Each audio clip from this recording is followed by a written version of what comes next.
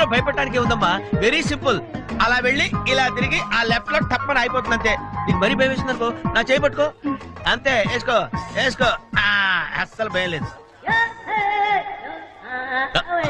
వాడు చూడు, ఇది కదిలేలోపే చచ్చిపోయేటట్టున్నాడు. అందరూ మీలా ధైర్యంగా ఉండలేరు కదా అంకుల్. అలాంటప్పుడు రాకూడదు. బొట్టు లేని ఆడోళ్ళన్నా, గట్స్ లేని మగోళ్ళన్నా నాకు ఎలర్జీ తెలుసా. కమాన్, సరిగ్గా కూర్చో.